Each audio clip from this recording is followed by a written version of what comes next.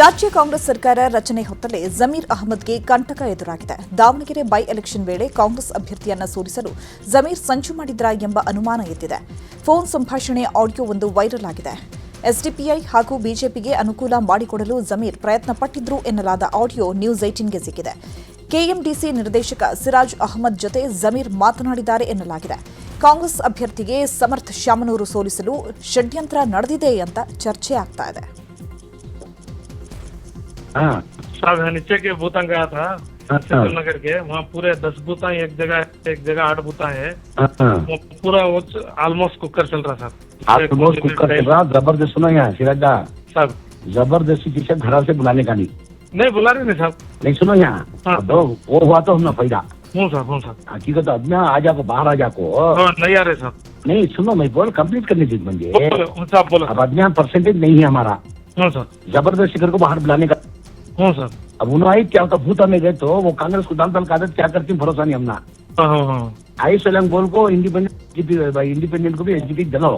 हूँ सर, नहीं है तो भी अच्छा है करूँ समय हूँ सर, वही सर कर रहे हैं, जबरदस्ती बुलाने का नहीं है, बुलाने का क्या बोल रहे थे कांग्रेस वाले?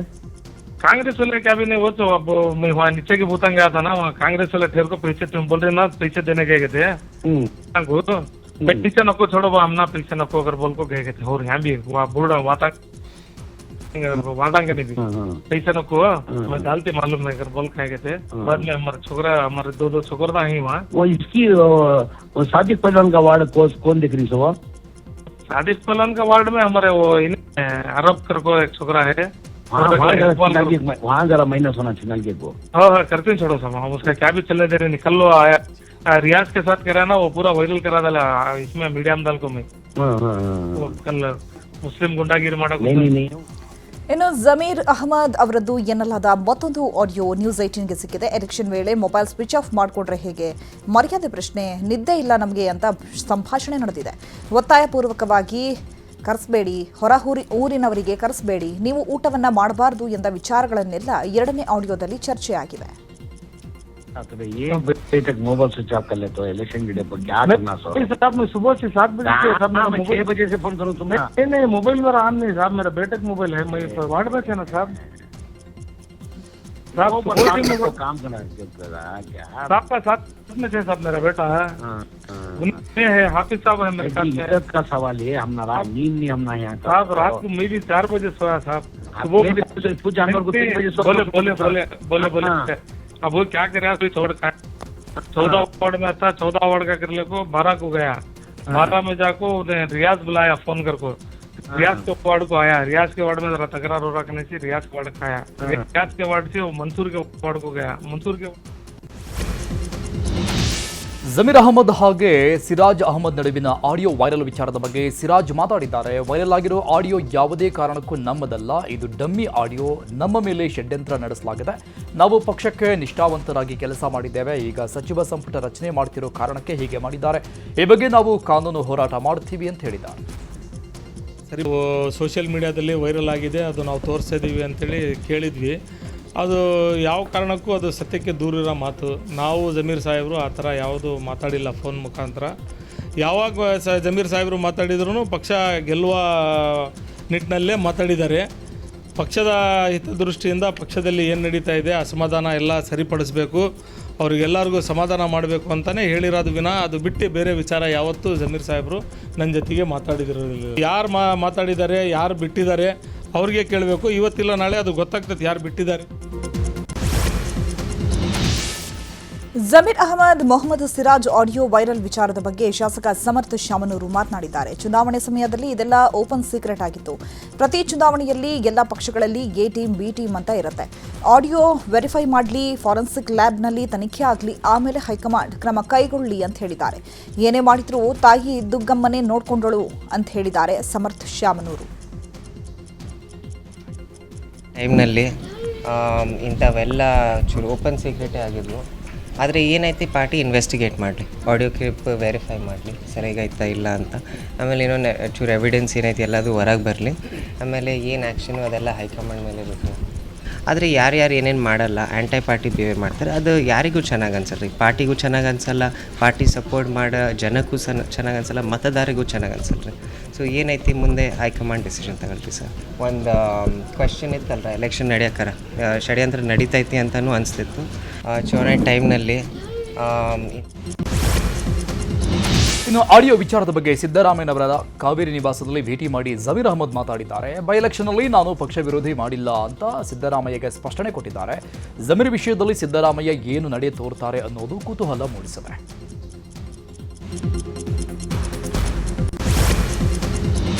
ಜಮೀರ್ ಆಡಿಯೋ ಬಗ್ಗೆ ಎಐಸಿಸಿ ಅಧ್ಯಕ್ಷ ಮಲ್ಲಿಕಾರ್ಜುನ ಖರ್ಗೆಗೆ ರಾಜ್ಯ ಕಾಂಗ್ರೆಸ್ ಉಸ್ತುವಾರಿ ರಣದೀಪ್ ಸಿಂಗ್ ಸುರ್ಜೇವಾಲಾಗೆ ದೂರು ನೀಡಲಾಗಿದೆ. ಪಕ್ಷ ವಿರೋಧಿ ಚಟುವಟಿಕೆಗಳು ಸಾಬೀತಾದರೆ ಪಕ್ಷದ ನಿಯಮಗಳ ಪ್ರಕಾರ ಕಠಿಣ ಕ್ರಮ ಕೈಗೊಳ್ಳಬೇಕು, ಪಕ್ಷದಿಂದ ಹೊರಹಾಕುವ ನಿರ್ಧಾರ ಕೈಗೊಳ್ಳಬೇಕು ಅಂತ ಬೆಂಗಳೂರು ಪಶ್ಚಿಮ ಜಿಲ್ಲಾ ಕಾಂಗ್ರೆಸ್ ಸಮಿತಿ ಉಪಾಧ್ಯಕ್ಷ ಕುಶಾಲ್ ಹರುಬೇಗೌಡ ದೂರನ್ನು ಕೊಟ್ಟಿದ್ದಾರೆ. ಜಮೀರ್ ಅಹಮದ್ ಆಡಿಯೋ ವಿಚಾರಕ್ಕೆ ಭಾವಿ ಸಿಎಂ ಡಿಕೆ ಶಿವಕುಮಾರ್ ರಿಯಾಕ್ಷನ್ ಕೊಟ್ಟಿಲ್ಲ. ಆಡಿಯೋದ ವಿಚಾರದ ಬಗ್ಗೆ ನನಗೇನು ಗೊತ್ತಿಲ್ಲ ಅಂತ ಹೇಳಿದ್ದಾರೆ ಡಿಕೆ ಶಿವಕುಮಾರ್.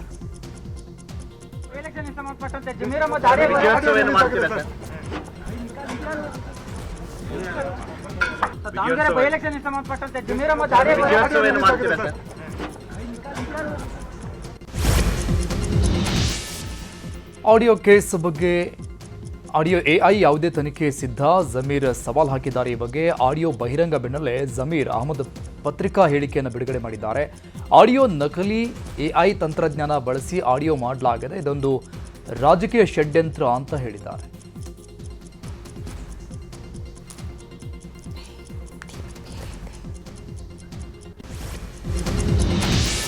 ಇದೇ 3ಕ್ಕೆ ಡಿಕೆಶಿ ಸಿಎಂ ಆಗಿ ಪ್ರಮಾಣ ವಚನ ತೆಗೆದುಕೊಳ್ತಾ ಇದ್ದಾರೆ. ಹಾಗೆ ಮಂತ್ರಿಮಂಡಲ ರಚನೆ ಬಗ್ಗೆ ದೊಡ್ಡ ಚರ್ಚೆ ಆಗ್ತಾ ಇದೆ. ಮೊದಲ ಬಾರಿಗೆ 11 ಜನ ಪ್ರಮಾಣ ವಚನ ತೆಗೆದುಕೊಳ್ಳುವುದು ಬಹುತೇಕ ಫೈನಲ್ ಆಗಿದೆ.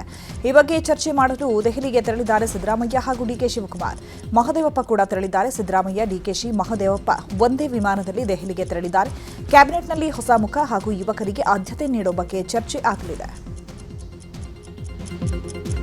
ಈ ನಡುವೆ ದೆಹಲಿಗೆ ತೆರಳಿದ್ದಾರೆ ಚೆಲುವರಾಯಸ್ವಾಮಿ. ಇವತ್ತು ನನ್ನ ಹುಟ್ಟಿದ ದಿನ, ಅವಕಾಶ ಸಿಕ್ಕರೆ ವರಿಷ್ಠರನ್ನ ಭೇಟಿ ಮಾಡ್ತೀನಿ.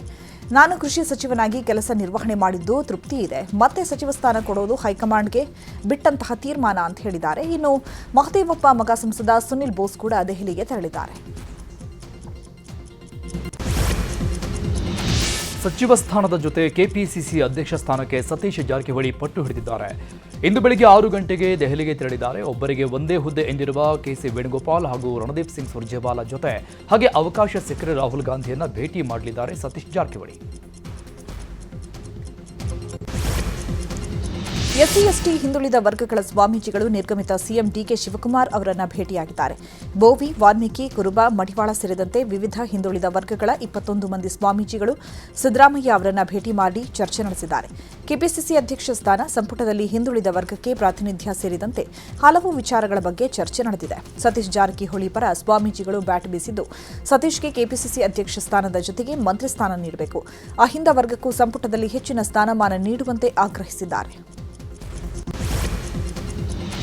ಈ ನಡುವೆ ಮಂತ್ರಿಗಿರಿಗಾಗಿ ಬಹುತೇಕ ಎಲ್ಲ ಕಡೆ ಶಾಸಕರ ಬೆಂಬಲಿಗರು, ಕಾರ್ಯಕರ್ತರು ಪ್ರೊಟೆಸ್ಟ್ ಮಾಡಿ ಒತ್ತಡ ಮಾಡ್ತಾ ಇದ್ದಾರೆ. ಎಚ್ಸಿ ಮಹದೇವಪ್ಪರನ್ನ ಡಿಸಿಎಂ ಮಾಡಿ ಅಂತ ನಂಜನಗೂಡಿನ ಅಂಬೇಡ್ಕರ್ ವೃತ್ತದಲ್ಲಿ ಕಾಂಗ್ರೆಸ್ ಕಾರ್ಯಕರ್ತರು ಹಾಗೂ ಅವರ ಅಭಿಮಾನಿಗಳಿಂದ ಪ್ರತಿಭಟನೆ ಆಗಿದೆ. ಎಚ್ಸಿ ಮಹದೇವಪ್ಪ ಭಾವಚಿತ್ರ ಹಾಗೂ ಬ್ಯಾನರ್ ಹಿಡಿದು ಹೈಕಮಾಂಡ್ ಮೇಲೆ ಒತ್ತಡ ಹೇರಿದ್ದಾರೆ.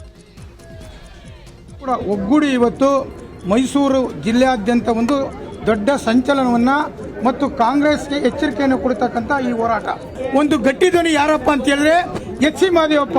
ಇವತ್ತು ನಮ್ಮ ಸ್ಥಿತಿ ಏನಾಗಿದೆ, 6 ಬಾರಿ MLA ಆಗಿ 4 ಬಾರಿ ಮಿನಿಸ್ಟರ್ ಆಗಿ ಇವತ್ತು ಒಂದು ಸಚಿವ ಸ್ಥಾನಕ್ಕೋಸ್ಕರ ಇವತ್ತು ನಾವು ಬೀದಿಲಿ ನಿಂತ್ಕೊಂಡು ಹೋರಾಟ ಮಾಡ್ತಕ್ಕಂಥ ಪರಿಸ್ಥಿತಿಯನ್ನು ಯಾಕೆ ಕಾಂಗ್ರೆಸ್ ಮಾಡ್ತಾ ಇದೆ? ಸನ್ಮಾನ್ಯ ಎಚ್.ಸಿ. ಮಹದೇವಪ್ಪನವ್ರಿಗೆ ಏನು ಡಿ.ಕೆ. ಶಿವಕುಮಾರ್ ಅವರ ಸಂಪುಟದಲ್ಲಿ ಅವ್ರಿಗೆ ಉನ್ನತವಾದಂಥ ಸಚಿವ ಸ್ಥಾನವನ್ನು ಕೊಡಬೇಕು, ಡೆಪ್ಟಿ ಸಿಎಂ ಕೊಡಬೇಕು ಅಂತಕ್ಕಂಥದ್ದು ಒಕ್ಕೂರಿನ ಒತ್ತಾಯ. ಇದು ಒಂದ್ ಕಡೆ ಇದು ಎಲ್ಲ ಒಂದ್ ಕಡೆ ಇನ್ನೂ ಅವ್ರ ಹೆಸರು ಪ್ರಸ್ತಾಪ ಆಗ್ತಾ ಇರತಕ್ಕಂಥದಕ್ಕೋಸ್ಕರ ನಾವು ಬೀದಿ ನಿಂತ್ಕೊಂಡು ಹೋರಾಟ ಮಾಡ್ತಾ ಇದ್ದೀವಿ. ಮತ್ತೊಂದು ಕಡೆ ಸಂತೋಷ್ ಲಾಡ್ ಅವರನ್ನ ಡಿಸಿಎಂ ಮಾಡಬೇಕು ಅಂತ ಬೀದರ್ನಲ್ಲಿ ಸುದ್ದಿಗೋಷ್ಠಿ ನಡೆದಿದೆ. ಮರಾಠಾ ಸಮುದಾಯದ ಮುಖಂಡರು ಹೈಕಮಾಂಡ್ ಮೇಲೆ ಒತ್ತಡ ಹೇರಿದ್ದಾರೆ. ಕಾರ್ಮಿಕ ಸಚಿವರಾಗಿ ಅನೇಕ ಜನಪರ ಯೋಜನೆಗಳನ್ನು ಜಾರಿಗೆ ತಂದಿದ್ದಾರೆ. ಬುದ್ಧ, ಬಸವ, ಅಂಬೇಡ್ಕರ್ ವಿಚಾರಗಳಂತೆ ಕೆಲಸ ಮಾಡ್ತಿದ್ದಾರೆ. ಹೀಗಾಗಿ ಲಾಡ್ ಅವರನ್ನ ಡಿಸಿಎಂ ಮಾಡಿ ಅಂತ ಮನವಿ ಮಾಡಿದ್ದಾರೆ.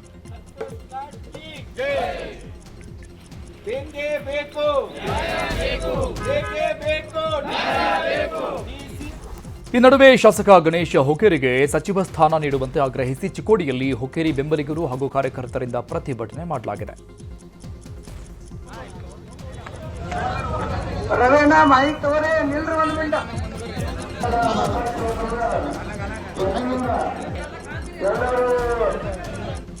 ನನಗೂ ಸಚಿವ ಸ್ಥಾನದ ಆಸೆ ಇದೆ ಅಂತ ಶ್ರೀರಂಗಪಟ್ಟಣದ ಶಾಸಕ ರಮೇಶ್ ಬಾಬು ಹೇಳಿದ್ದಾರೆ.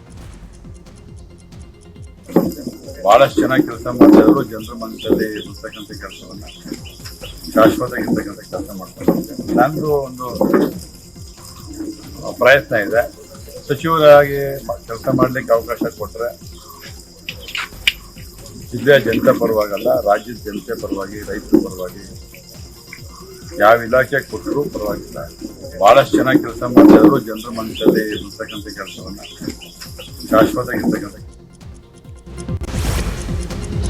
ಪ್ರಿಯಾಂಕ್ ಖರ್ಗೆಗೆ ಡಿಸಿಎಂ ಸ್ಥಾನ ನೀಡುವಂತೆ ಒತ್ತಾಯ ಕೇಳಿಬಂದಿದೆ. ಉಪಮುಖ್ಯಮಂತ್ರಿ ಮಾಡುವಂತೆ ಕುರುಬ ಸಮುದಾಯ ಒತ್ತಾಯಿಸಿದೆ. ಅಫಜಲಪುರ ಕಾಂಗ್ರೆಸ್ ಮುಖಂಡ ಜೆಎಂ ಕೊರಬು ನೇತೃತ್ವದಲ್ಲಿ ಮಲ್ಲಿಕಾರ್ಜುನ್ ಖರ್ಗೆ ಅವರನ್ನ ಭೇಟಿ ಮಾಡಿದ ಮುಖಂಡರು ಮನವಿ ಸಲ್ಲಿಸಿದ್ದಾರೆ. ಪ್ರಿಯಾಂಕ್ ಖರ್ಗೆ ಉತ್ತಮ ಕೆಲಸ ಮಾಡುತ್ತಿದ್ದಾರೆ, ಅವರಿಗೆ ಉಪಮುಖ್ಯಮಂತ್ರಿ ಸ್ಥಾನ ಕೊಡಬೇಕು ಅಂತ ಒತ್ತಾಯ ಹೆಚ್ಚಾಗಿದೆ. ಕಲಬುರಗಿ ಏನು ಇವತ್ತು ಕಲ್ಯಾಣ ಕರ್ನಾಟಕದ ಭಾಗದ ಏನು ಡೈನಾಮಿಕ್ ಮಿನಿಸ್ಟರ್ ಇದ್ದಾರೆ, ಆರ್ ಮಿನಿಸ್ಟರ್ ನಮ್ಮ ಪ್ರಿಯಾಂಕಾ ಖರ್ಗೆ ಅವರು ಈ ಒಂದು ಸಣ್ಣ ವಯಸ್ಸಿನಲ್ಲಿ ಇಂಥ ಒಂದು ನ್ಯಾಷನಲ್ ಇಂಟರ್ನ್ಯಾಷನಲ್ ಲೆವೆಲಲ್ಲಿ ಆಗ್ತಕ್ಕಂಥ ಕೆಲಸಗಳನ್ನು ಮಾಡ್ತಾ ಇದ್ದಾರೆ. ಅದಕ್ಕೆ ಈ ಸರ್ಕಾರದಲ್ಲಿ ಸದ್ಯಕ್ಕೆ ನಮ್ಮ ಡಿ.ಕೆ. ಶಿವಕುಮಾರ್ ಸರ್ಕಾರದಲ್ಲಿ ಅವ್ರಿಗೆ ಡೆಪ್ಟಿ ಸಿ ಎಂ ಕೊಡಬೇಕಂತ ನನ್ನ ಎಲ್ಲ ನಮ್ಮ ಕಲಬುರಗಿ ಡಿಸ್ಟ್ರಿಕ್ಟಿಂದ ಪರವಾಗಿ ನಾನು ಹೇಳಕ್ಕೆ ಇಷ್ಟಪಡ್ತೇನೆ. ನಮ್ಮ ರಾಜ್ಯ ನಾಯಕತ್ವ ಬದಲಾದ ಬೆನ್ನಲ್ಲೇ ಸಚಿವಾಕಾಂಕ್ಷಿಗಳ ಪಟ್ಟಿ ಬೆಳೀತಾ ಇದೆ. ಬಾಗಲಕೋಟೆ ಜಿಲ್ಲೆಗೆ ಮಂತ್ರಿಗಿರಿ ನೀಡಬೇಕು ಅನ್ನೋ ಆಗ್ರಹ ಕೇಳಿಬಂದಿದೆ. ಸಿದ್ದರಾಮಯ್ಯ ಸಂಪುಟದಲ್ಲಿ ಸಚಿವರಾಗಿದ್ದ ತಿಮ್ಮಾಪುರ್ಗೆ ಢವಢವ ಶುರುವಾಗಿದೆ. ನಮ್ಮ ನಾಯಕರನ್ನ ಮತ್ತೆ ಸಂಪುಟಕ್ಕೆ ಸೇರಿಸಿಕೊಳ್ಳಿ ಅಂತಿರುವ ಬೆಂಬಲಿಗರು ತಿಮ್ಮಾಪುರ ಪ್ರತಿಭಟನೆ ನಡೆಸಿದ್ದಾರೆ ಅವರ ಪರವಾಗಿ. ಇತ್ತ ವಿಜಯಾನಂದ ಕಾಶ್ಯಪ್ಪನವರ ಶಾಸಕ ಜೆಟಿ ಪಾಟೀಲ್ ಕೂಡ ಸಂಪುಟ ಸೇರೋಕೆ ಲಾಬಿ ನಡೆಸ್ತಾ ಇದ್ದಾರೆ ಎನ್ನಲಾಗಿದೆ. ಮಂತ್ರಿಗಿರಿಗಾಗಿ ಹಿಟ್ನಾಳ್ ಸಹೋದರರು ಭಾರಿ ಲಾಭಿ ಮಾಡ್ತಾ ಇದ್ದಾರೆ. ಪದೇ ಪದೇ ದೆಹಲಿಗೆ ಹೋಗ್ತಾ ಇರುವ ಹಿಟ್ನಾಳ್ ಬ್ರದರ್ಸ್ ಮಂತ್ರಿಗಿರಿ ಸಿಗಲೇಬೇಕು ಅಂತ ಭಾರಿ ಚರ್ಚೆ ಮಾಡ್ತಾ ಇದ್ದಾರೆ. ಕೊಪ್ಪಳದಲ್ಲಿ ಮಂತ್ರಿಗಿರಿಗಾಗಿ ಈಗಾಗಲೇ ತಂಗಡಗಿ ಬಸವರಾಜ ರಾಯರೆಡ್ಡಿ ನಡುವೆ ಫೈಟ್ ಇದೆ. ನಿನ್ನೆ ಶಾಸಕ ಹಿಟ್ನಾಳ್ ದೆಹಲಿಗೆ ಹೋದರೆ ಇವತ್ತು ಸಂಸದ ರಾಜಶೇಖರ್ ಹಿಟ್ನಾಳ್ ಕೂಡ ದೆಹಲಿಗೆ ಹೋಗಿದ್ದಾರೆ. ಹಿಟ್ನಾಳ್ ಸಹೋದರರ ನಡೆ ಮತ್ತೆ ಚರ್ಚೆಗೆ ಗ್ರಾಸ ಆಗಿದೆ. ಕೋಲಾರ ಕೈ ನಾಯಕರ ನಡುವೆ ಸಚಿವ ಸ್ಥಾನಕ್ಕೆ ಪೈಪೋಟಿ ಜೋರಾಗಿದೆ. ಕೆಎಚ್ ಮುನಿಯಪ್ಪ, ಶಾಸಕ ನಾರಾಯಣಸ್ವಾಮಿ ಬೆಂಬಲಿಗರ ನಡುವೆ ವಾಕ್ಸಮರ ಜೋರಾಗಿದೆ. ಈಗಾಗಲೇ ಸಚಿವ ಸ್ಥಾನದ ರೇಸ್ನಲ್ಲಿ ಕೆಜಿಎಫ್ ಶಾಸಕಿ ರೂಪಾ ಶಶಿಧರ್ ಹೆಸರು ಮುನ್ನೆಲೆಗೆ ಬಂದಿದೆ. ತಮ್ಮ ಬದಲಿಗೆ ಪುತ್ರಿಗೆ ಮಂತ್ರಿ ಸ್ಥಾನ ಕೊಡಿಸಲು ಮುನಿಯಪ್ಪ ತಂತ್ರಗಾರಿಕೆ ಮಾಡಿದರೆ ಶಾಸಕ ನಾರಾಯಣಸ್ವಾಮಿಗೆ ಮಂತ್ರಿ ಸ್ಥಾನ ನೀಡಬೇಕು ಅಂತ ಬೆಂಬಲಿಗರು ಆಗ್ರಹಿಸಿದ್ದಾರೆ. ಮಂತ್ರಿ ಸ್ಥಾನ ಕೈತಪ್ಪಿದರೆ ಕಾಂಗ್ರೆಸ್ಗೆ ಬುದ್ಧಿ ಕಲಿಸ್ತೀವಿ ಅಂತ ನಾರಾಯಣಸ್ವಾಮಿ ಬೆಂಬಲಿಗರು ವಾರ್ನಿಂಗ್ ಕೊಟ್ಟಿದ್ದಾರೆ. ತನ್ನ ರಾಜಕೀಯ ಹಿತಾಸಕ್ತಿಗೋಸ್ಕರ, ತನ್ನ ಪುತ್ರಿಯ ಒಂದು ರಾಜಕೀಯ ಭವಿಷ್ಯವನ್ನು ರೂಪಿಸ್ಲಿಕ್ಕೋಸ್ಕರ ಇವತ್ತು ಅವರು ತನ್ನ ಮಗಳಿಗೆ ಮಂತ್ರಿ ಸ್ಥಾನವನ್ನು ಕೇಳ್ತಾ ಇರ್ತಕ್ಕಂಥದ್ದು ಇವತ್ತು ನಮ್ಮ ಎಲ್ಲ ಕೋಲಾರ ಜಿಲ್ಲೆಯ ಬಲಗೈ ಸಮುದಾಯದ ಎಲ್ಲ ಮುಖಂಡರುಗಳಿಗೂ ಎಲ್ರಿಗೂ ಸಹ ಬಹಳಷ್ಟು ನೋವನ್ನು ತಂದಿದೆ. ಎಸ್ ಎನ್ ನಾರಾಯಣಸ್ವಾಮಣ್ಣವರಿಗೆ ಕಾಂಗ್ರೆಸ್ ಪಕ್ಷ ಮಂತ್ರಿಮಂಡಲದಲ್ಲಿ ಸ್ಥಾನಮಾನ ಕೊಡಬೇಕು, ಮಂತ್ರಿಮಂಡಲಕ್ಕೆ ಸೇರ್ಪಡೆ ಮಾಡ್ಕೋಬೇಕು ಅಂತೇಳಿ ಈ ಮೂಲಕ ಒತ್ತಾಯವನ್ನು ಬಲಗೈ ಸಮುದಾಯದ ಎಲ್ಲ ಮುಖಂಡರು ಒತ್ತಾಯ ಮಾಡ್ತಾರೆ. ದಯಮಾಡಿ ಕಾಂಗ್ರೆಸ್ ಪಕ್ಷದ ವರಿಷ್ಠರು ಈಗೇನು ನಾವು ಕೆಎಚ್ ಮುನಿಯಪ್ಪರವನ್ನು ದೂಷಣೆ ಮಾಡೋದಕ್ಕೆ ಹೋಗೋದಿಲ್ಲ. ನಾವು ಬರೀ ತಮ್ಮ ಮಗಳನ್ನು ಏನು ನಮ್ಮ ಸಂಪುಟ ಇದರಲ್ಲಿ ಸಂಪುಟ ಮಂತ್ರಿಮಂಡಲದಲ್ಲಿ ಮಿನಿಸ್ಟ್ರಿ ಮಾಡೋದಕ್ಕೆ ಸೀಮಿತ ಆದರೆ ಈ ಸಮುದಾಯಕ್ಕೆ ತಾವು ಮಾಡಿದಂಥ ದುರಂತ ಅಂತ ನಾವು ತಿಳ್ಕೊಳ್ತೀವಿ. ದಯಮಾಡಿ ನಾವು ವರಿಷ್ಠರಲ್ಲಿ ಮನವಿ ಮಾಡ್ತೀವಿ, ನಮ್ಮ ಬಂಗಾರಪೇಟೆ ಕ್ಷೇತ್ರದ ಎಸ್ ಎನ್ ನಾರಾಯಣಸ್ವಾಮಿ ಅವರಿಗೆ ಈ ಸಮುದಾಯದಲ್ಲಿ ಅನ್ಯಾಯ ಆಗಿದೆ. ಮುಂದೆ ಬರ್ತಕ್ಕಂಥ ಸಂಪುಟ ಪುನರ್ರಚನೆ ಅಥವಾ ಈಗ ನಡೀತಕ್ಕಂಥ ಬೆಳವಣಿಗೆಯಲ್ಲಿ ಪ್ರಥಮ ಬಾರಿಗೆ ನಮ್ಮ ಎಸ್ ಎನ್ ನಾರಾಯಣಸ್ವಾಮಿ ಅವರಿಗೆ ಸಂಪುಟ ದರ್ಜೆ ಮಂತ್ರಿಮಂಡಲದಲ್ಲಿ ಸೇರಿಸ್ಕೋಬೇಕು ಅಂತೇಳಿ. ಇದೇ ಜೂನ್ 3ರಂದು ಲೋಕಭವನದ ಗಾಜಿನ ಮನೆಯಲ್ಲಿ ಡಿಕೆ ಶಿವಕುಮಾರ್ ಸಿಎಂ ಆಗಿ ಪ್ರಮಾಣ ವಚನ ಸ್ವೀಕಾರ ಮಾಡಲಿದ್ದಾರೆ. ಹೀಗಾಗಿ ಅಣ್ಣನ ಪ್ರಮಾಣ ವಚನ ಕಾರ್ಯಕ್ರಮದ ಸಿದ್ಧತೆ ಪರಿಶೀಲಿಸಿದ್ದಾರೆ ಡಿಕೆ ಸುರೇಶ್.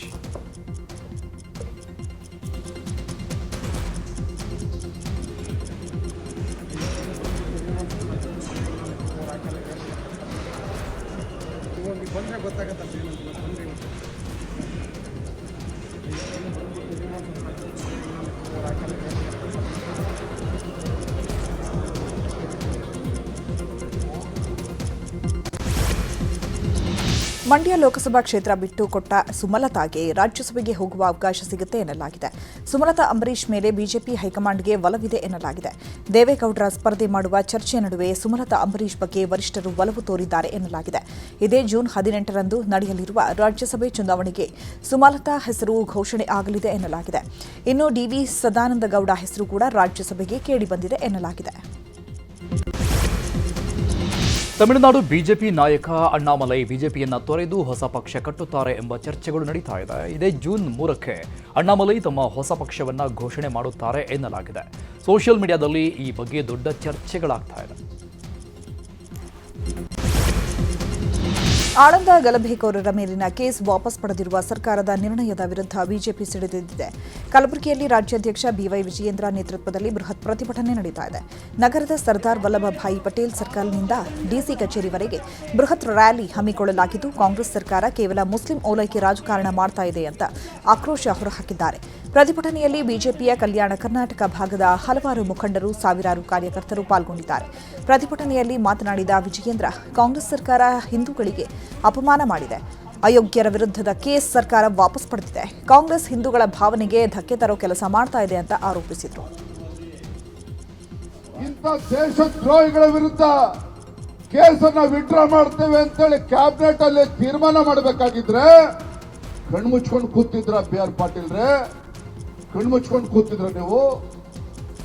ಸ್ವಲ್ಪನಾದ್ರೂ ನಿಮ್ಗೆ ಸ್ವಾಭಿಮಾನ ಇದ್ದಿದ್ರೆ, ಸ್ವಲ್ಪನಾದ್ರೂ ಕೂಡ ಕಾಂಗ್ರೆಸ್ ಶಾಸಕರಿಗೆ ಹಿಂದೂ ಪರವಾಗಿರ್ತಕ್ಕಂಥ ಕಳಕಳಿ ಇದ್ದಿದ್ದಾಗಿದ್ರೆ, ಸಿದ್ದರಾಮಯ್ಯನವರೇ ಯಾವುದೇ ಕಾರಣಕ್ಕೂ ಕೇಸನ್ನ ವಿಡ್ರಾ ಮಾಡಿದ್ರೆ ನನ್ನ ಶಾಸಕ ಸ್ಥಾನಕ್ಕೆ ರಾಜೀನಾಮೆ ಕೊಡ್ತೇನೆ ಅಂತೇಳಿ ಬೆದರಿಕೆ ಹಾಕಬೇಕಾಗಿತ್ತು. ಇವ್ರ ಯೋಗ್ಯತೆಗೆ ಅದನ್ನು ಮಾಡೋದಕ್ಕೆ ಸಾಧ್ಯ ಆಗಲಿಲ್ಲ. ಪೆಟ್ರೋಲ್ ಡೀಸೆಲ್ ಬಳಿಕ ಇದೀಗ ಕಮರ್ಷಿಯಲ್ ಗ್ಯಾಸ್ ಸಿಲಿಂಡರ್ ದರ ಏರಿಕೆ ಆಗಿದೆ. 19 ಕೆಜಿ ಗ್ಯಾಸ್ ದರ 46 ರೂಪಾಯಿ ಏರಿಕೆ ಆಗಿದೆ. ಬೆಂಗಳೂರಲ್ಲಿ ಗ್ಯಾಸ್ ಸಿಲಿಂಡರ್ ದರ 3,198 ರೂಪಾಯಿ ಆಗಿದೆ. ಹೀಗಾಗಿ ಮತ್ತೆ ಹೋಟೆಲ್ ತಿಂಡಿ ತಿನಿಸುಗಳ ಬೆಲೆ ಏರಿಕೆಯಾಗುವ ಸಾಧ್ಯತೆ ಇದೆ. ಈ ನಡುವೆ ದರ ಏರಿಕೆ ಬಗ್ಗೆ ಕಲಬುರಗಿಯಲ್ಲಿ ಎಐಸಿಸಿ ಅಧ್ಯಕ್ಷ ಮಲ್ಲಿಕಾರ್ಜುನ ಖರ್ಗೆ ಮಾತಾಡಿದ್ದಾರೆ. ಗ್ಯಾಸ್ ಬೆಲೆ, ಪೆಟ್ರೋಲ್ ಬೆಲೆ ಪ್ರತಿಯೊಂದು ಜಾಸ್ತಿ ಮಾಡ್ತಾ ಇದ್ದಾರೆ. ಮೋದಿ ಒಂದು ದಿನ ಬಿಟ್ಟು ಒಂದು ದಿನ ದರ ಜಾಸ್ತಿ ಮಾಡ್ತಾನೆ ಇದ್ದಾರೆ. ದರ ಏರಿಕೆ ಮಾಡೋದ್ರಿಂದ ಜನರ ಮೇಲೆ ಹೊರೆಯಾಗುತ್ತೆ. ಅವರಿಗೆ ದೇಶದ ಬಗ್ಗೆ ಕಾಳಜಿ ಅವರಿಗೆ ಇಲ್ಲ ಅಂತ ಗುಡುಗಿದ್ದಾರೆ. ವಿಜಯಪುರದ ಚಡಚಣದ ಪ್ರತಿಷ್ಠಿತ ಕುಟುಂಬದ 6 ಜನರ ಹತ್ಯೆ ಕೇಸ್ನ ತನಿಖೆ ಚುರುಕಾಗಿದೆ. 12 ಜನರನ್ನ ಬಂಧಿಸಿದ ವಿಜಯಪುರ ಪೊಲೀಸರು ಕೋರ್ಟ್ಗೆ ಎಲ್ಲರನ್ನ ಹಾಜರುಪಡಿಸಿ ಕಸ್ಟಡಿಗೆ ಪಡೆದುಕೊಂಡಿದ್ದಾರೆ. ಕಳೆದ 29ರಂದು ಚಡಚಣ ತಾಲೂಕಿನ ಗೋವಿಂದಪುರ ಗ್ರಾಮದ ಜಮೀನಲ್ಲಿ ಡಬಲ್ ಬ್ಯಾರೆಲ್ ಗನ್ನಿಂದ ಗುಂಡು ಹಾರಿಸಿದ್ದಲ್ಲದೆ ಮಚ್ಚುಗಳಿಂದ ಕತ್ತರಿಸಿ ಕೊಲೆ ಮಾಡಿದರು. ಬೆಂಗಳೂರಿನಲ್ಲಿ ಇಡಿ ದಾಳಿ ಪ್ರಕರಣಕ್ಕೆ ಸಂಬಂಧಪಟ್ಟಂತೆ ಶಾಸಕ ಹ್ಯಾರಿಸ್ ಮಗ ಮೊಹಮ್ಮದ್ ನಲ್ಪಾಡ್ಗೆ ಇವತ್ತು ವಿಚಾರಣೆಗೆ ಹಾಜರಾಗಬೇಕಾಗಿದೆ. ಬಿಟ್ ಕಾಯಿನ್ ಹಗರಣ ಸಂಬಂಧ ವಿಚಾರಣೆಗೆ ಇಡಿ ನೋಟಿಸ್ ನೀಡಿದ್ದು ಹಾಜರಾಗ್ತಾರಾ ಇಲ್ವಾ ಎಂಬ ಪ್ರಶ್ನೆ ಮೂಡಿದೆ. ಕಳೆದ ತಿಂಗಳು ದಾಳಿ ನಡೆಸಿದ್ದ ಇಡಿ ಅಧಿಕಾರಿಗಳು ಶ್ರೀಕಿ ನಲ್ಪಾಡ್ ಮನೆ ಮೇಲೆ ದಾಳಿ ನಡೆಸಿದರು. ಬಳಿಕ ಶ್ರೀಕಿ, ಸುನೇಶ್ ಹೆಗ್ಡೆ, ರಾಬಿನ್ ಖಂಡೇವಾಲ ಮೂವರನ್ನು ಬಂಧಿಸಲಾಗಿತ್ತು. ಹುಬ್ಬಳ್ಳಿಯಲ್ಲಿ ಹಿಜಾಬ್ ವರ್ಸಸ್ ಕೇಸರಿ ಶಾಲಿನ ಫೈಟ್ ಶುರುವಾಗಿದೆ. ಹುಬ್ಬಳ್ಳಿಯ ಕನಕದಾಸ ಕಾಲೇಜಿನಲ್ಲಿ ಹಿಂದೂ ರಾಷ್ಟ್ರ ಸಮನ್ವಯ ಸಮಿತಿ ನೇತೃತ್ವದಲ್ಲಿ ಶಾಲು ವಿತರಣೆ ಮಾಡಲಾಗಿದೆ. ಹಿಜಾಬ್ಗೆ ಅವಕಾಶ ಖಂಡಿಸಿ ಕೇಸರಿ ಶಾಲು ನೀಡಲಾಗಿದೆ.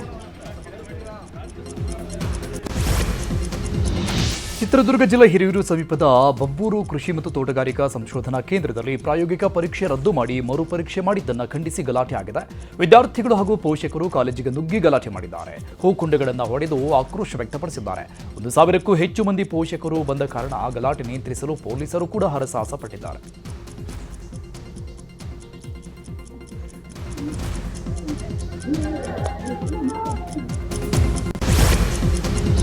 ರಾಜ್ಯದ ಹಲವೆಡೆ 4-5 ದಿನ ಭಾರೀ ಮಳೆಯ ಮುನ್ಸೂಚನೆ ಇದೆ. ಈ ನಡುವೆ ಬಿರುಗಾಳಿಗೆ ಮನೆ ಮೇಲೆ ಬೃಹತ್ ತೆಂಗಿನ ಮರ ಬಿದ್ದು ಮನೆ ಸಂಪೂರ್ಣ ಜಖಮಾಗಿರುವ ಘಟನೆ ಮೈಸೂರು ಜಿಲ್ಲೆಯ ಪಿರಿಯಾಪಟ್ಟಣ ತಾಲೂಕಿನ ಬೆಟ್ಟದಪುರದಲ್ಲಿ ನಡೆದಿದೆ. ಮನೆಯಲ್ಲಿದ್ದ ಮುನಾವರ್ ಅನ್ನೋರಿಗೆ ಗಂಭೀರ ಗಾಯವಾಗಿದ್ದು, ಮನೆಯಲ್ಲಿದ್ದ ಇತರರು ಪ್ರಾಣಾಪಾಯದಿಂದ ಪಾರಾಗಿದ್ದಾರೆ. ಸೂಕ್ತ ಪರಿಹಾರ ನೀಡುವಂತೆ ಮನೆಯ ಮಾಲೀಕ ಜಮಾಲ್ ಸರ್ಕಾರಕ್ಕೆ ಒತ್ತಾಯಿಸಿದ್ದಾರೆ.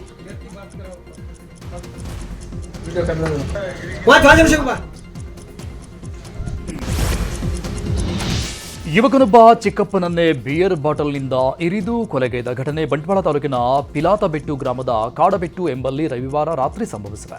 38 ವರ್ಷದ ಮಧುಸೂದನ್ ಅವರನ್ನ ಇವರ ಅಣ್ಣ ಕೇಶವ ಪೂಜಾರಿ ಅವರ ಪುತ್ರ ರಾಹುಲ್ ಕೊಲೆ ಮಾಡಿದ್ದಾನೆ. ಮೃತರು ಅವಿವಾಹಿತರಾಗಿದ್ದು ಎಲೆಕ್ಟ್ರಿಷಿಯನ್ ವೃತ್ತಿ ಮಾಡ್ತಾ ಇದ್ರು. ರಾಹುಲ್ ಪೆಟ್ರೋಲ್ ಬಂಕ್ನಲ್ಲಿ ಕೆಲಸ ಮಾಡ್ತಾ ಇದ್ದ ಎನ್ನಲಾಗಿದೆ. ಗಾಂಜಾ ಮತ್ನಲ್ಲಿ ಕೊಲೆ ನಡೆದಿರಬಹುದು ಅಂತ ಶಂಕಿಸಲಾಗಿದೆ. ಬಳ್ಳಾರಿಯಲ್ಲಿ ಇವತ್ತಿನಿಂದ ಹೆಲ್ಮೆಟ್ ಕಡ್ಡಾಯ ಜಾರಿ ಹಿನ್ನೆಲೆ ಹೆಲ್ಮೆಟ್ ತಪಾಸಣೆಗೆ ಪೊಲೀಸರು ವಿಶೇಷ ಕಾರ್ಯಾಚರಣೆ ಮುಂದುವರೆಸಿದ್ದಾರೆ. ಬಳ್ಳಾರಿಯ ರಾಯಲ್ ವೃತ್ತದಲ್ಲಿ ವಾಹನ ಸವಾರರ ತಪಾಸಣೆ ಮಾಡಲಾಗ್ತಾ ಇದೆ. ಹೆಲ್ಮೆಟ್ ಇಲ್ಲದೆ ಬಂದಿದ್ದ ವಾಹನಗಳನ್ನು ಸೀಸ್ ಮಾಡಲು ಪೊಲೀಸರು ಕ್ರಮ ಕೈಗೊಂಡಿದ್ದಾರೆ. ಹೆಲ್ಮೆಟ್ ಧರಿಸಿದ ಬಳಿಕವೇ ಬೈಕ್ ಮುಂದೆ ಬಿಡಲಾಯಿತು. ಕಳೆದ 1 ತಿಂಗಳಿನಿಂದ ಪೊಲೀಸ್ ಇಲಾಖೆ ಜಾಗೃತಿ ಅಭಿಯಾನ ನಡೆಸಿತ್ತು.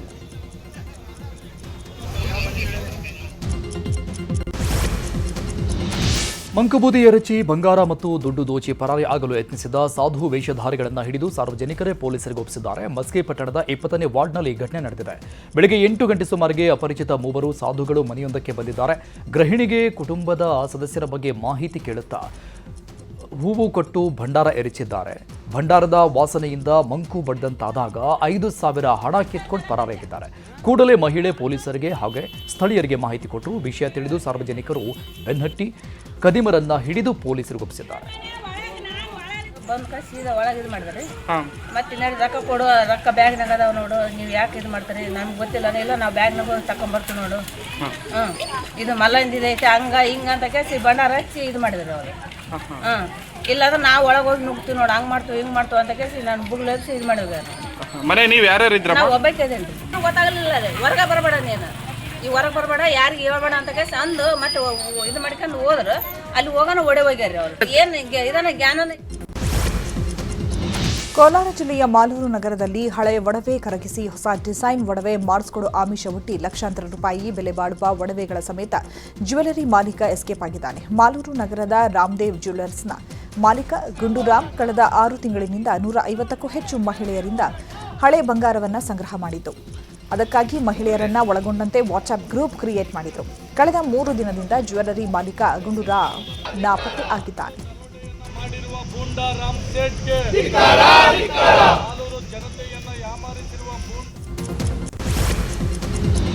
ಕಾರ್ಮಿಕರ ಕನಿಷ್ಠ ವೇತನ ಹೆಚ್ಚಳ ವಿರೋಧಿಸಿ ಬೆಳಗಾವಿಯಲ್ಲಿ ವ್ಯಾಪಾರ ಕೈಗಾರಿಕಾ ಸಂಘಟನೆಗಳ ನೇತೃತ್ವದಲ್ಲಿ ಜಂಟಿ ಹೋರಾಟ ಆಗಿದೆ. ಸರ್ಕಾರ 12ರಿಂದ 20,000 ವೇತನ ಹೆಚ್ಚಳ ಆದೇಶ ಮಾಡಿದ್ದು ಸರಿಯಲ್ಲ. ಈ ಆದೇಶವನ್ನು ಹಿಂಪಡಿಬೇಕು ಅಂತ ಒತ್ತಾಯ ಕೇಳಿಬಂದಿದೆ. ಸಣ್ಣ ಮತ್ತು ಮಧ್ಯಮ ಉದ್ಯಮಗಳ ಮೇಲೆ ಆರ್ಥಿಕ ಹೊರೆಯಾಗ್ತಾ ಇದೆ ಅಂತ ಆಕ್ರೋಶ ವ್ಯಕ್ತಪಡಿಸಿದ್ದಾರೆ.